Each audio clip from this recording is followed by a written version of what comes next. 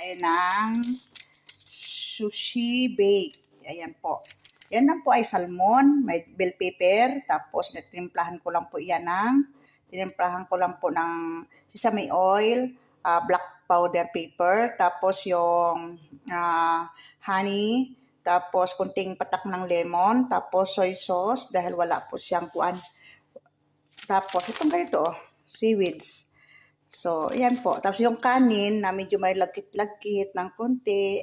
Ayan guys. Tapos ito yung bell pepper na nilagay ko, kulay yellow. Ayan, may yellow yan. Pang design lang, wala. Tapos, yan na po. Lalagyan po natin toppings siya ng sesame. Ano yan? Lalagyan po natin ng toppings siya ng ganito. Sesame seeds.